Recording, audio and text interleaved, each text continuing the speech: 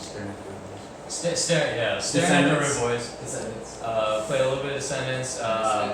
Misfits, Dead Kennedys, all the classic punk rock cover bands. That was their punk rock cover band. That was before Xiles, yeah. And it sort of evolved into this anomalous entity that became the Xiles over time. It was at first there was one person in our band who wanted it to go in this certain direction, but me and Clay wanted to keep it classic punk, keep that classic punk energy, and so we sort of split off and formed our own cohesive unit basically, and we've been doing it ever since. And even though sometimes we have conflicting ideas, there's always sometimes, man. Okay, all the time. Okay. I tend to be up here. They sort of ground me. In terms of band strategy, it's like we argue all the time. Of course, we always make up in the end, always smile and whatnot. But it's always a struggle with every band, finding where to go. What's your next sound? What's your next song gonna sound like? It's always Clay, let me ask you, and I want this with everybody, but I'll start with Clay. You got at 18 this knowledge of punk. When does that start for you, and how does that genre of music? Tell me about, as a kid, how does this thing talk to you? How is this connection made? That's the part I'm really fascinated. So punk for me started at a very young age between both my mother and my father, John and Don Boland. They introduced me to punk, especially my father. I grew up listening to the DC scene, very big in DC scene, had his own fanzine and whatnot. So his excitement towards the punk scene kind of stemmed after I was born. I kind of started listening to music, sitting on the couch. He would have his poker nights, but so Distortion would be playing in the background, or this kind of music, and I would start just kind of subconsciously listening to it growing up.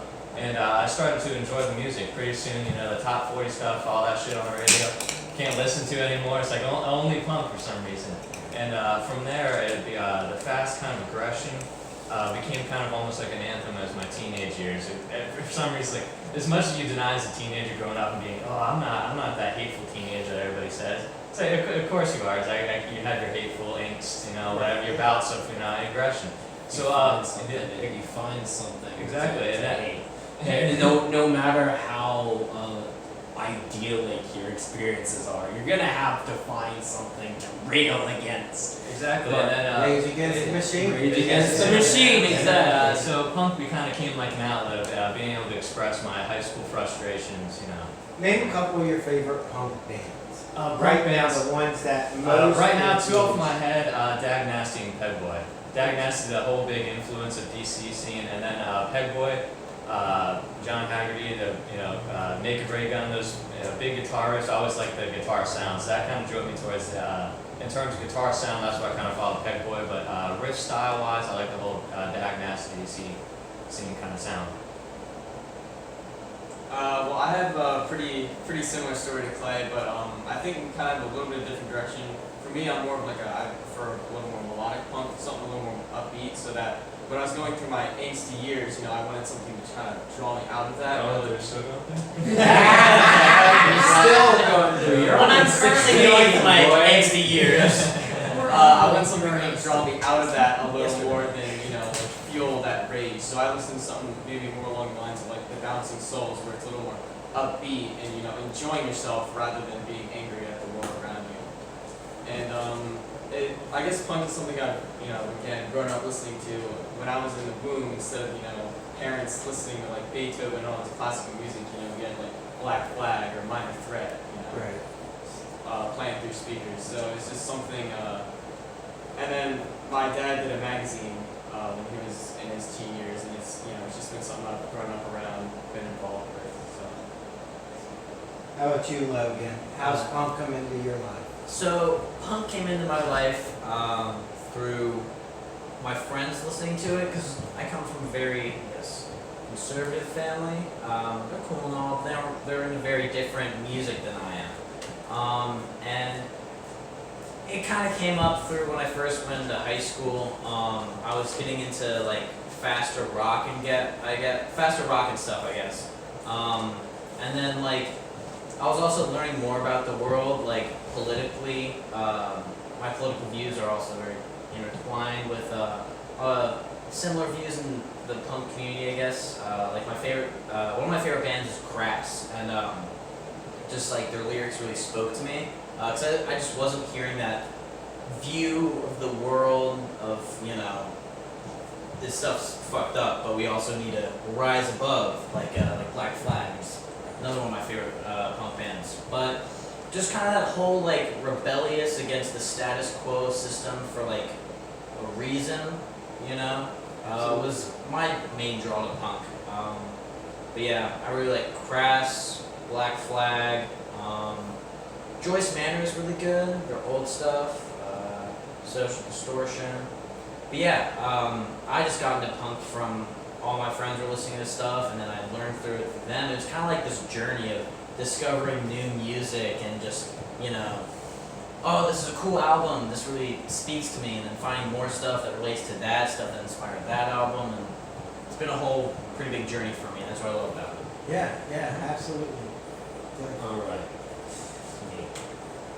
I've been very lucky to have very supportive familial units, and I grew up with a variety of different musical influences,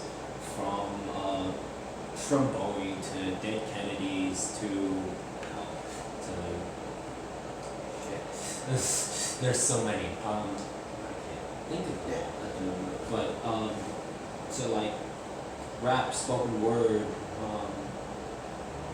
Growing up as a mixed race kid with a bunch of different influences and cultures all around me sort of shaped this idea, this identity that like punk rock is a celebration of the different. The fact that we are all sort of connected as individual entities, but we all have this force that is living inside of us, this feeling of grand elation that I think is present in music. It's primal, it's visceral, but it's also a beautiful thing. It's a sunset amid a bonfire with a group of friends howling at the landscape around you and hearing that intensity. It's almost tribal in a way, and I think it was when I first went to my first real concert. I felt this feeling that I was a singular organism at that moment, that nothing mattered except for the music, except for that feeling, except for that togetherness. And once that passes, then you go back into yourself. But at that moment, you are of the music. You're possessed by it. We pitch to Heidi. Go ahead, Miss Heidi. So I'm really curious. We're talking about family influences, spiritual energy, punk rock, misfits, and what was the very first concert you went to live, and with who? Let's go to each one of you. Let's start down here. So, my first concert was a show my grandma took me to, and I went to go see Fall Out Boy on the Save Rock and Roll tour with Paramore, which isn't very punk, quote unquote, but that started me on my journey. For me, the first one I can remember is going to see the Bouncing Souls down in, I believe it was Baltimore. I think that Almost People opened up for them, but Yeah, I think that was Massive Shooters. Massive Massive Shooters. Shooters, yeah, Almost I'm a fan of Massive Shooters, but you know, a lot of people are. They opened up as well for that show. My first show, actually I don't remember, I'm just told this and I have pictures. Fugazi was my first show when I was younger. First show I can actually remember though was Black Flag at the Black Cat. It was probably almost 4 years ago now. Actually it was Flag. And, they can't use Black Flag anymore. Right, yeah, But yeah, It's nice out. yeah, so yeah, Flag with Keith Morris, but yeah. I'm trying to remember the first one. I saw this on Flag. And it's, yeah.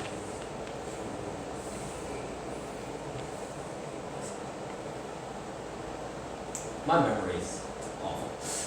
I mean, it's truly absolutely distant. Alright, if you can't remember first favorite. Yeah. Favorite? What about that one with like the dude with bandages on his face? But that's metal. That's You a count? Yeah. Okay, yeah. Metal's I went to see Rob Zombie. That was a really interesting one. I went to see Tribe Called Quest. That was really cool. John, let me get some of those. What do you guys have table-wise? What we bring? Let's I go didn't through see- these. This is the latest one that you guys are working on. So we're gonna start. We'll start with this one, and then we're gonna work back in time. Make sure the camera can see this. Yeah, get All some 7 minutes pictures right of that. Yeah, that's Snub Records. Hold it Snub up. Let me Records get some doing that. pictures too. Shameless. Yes, shameless.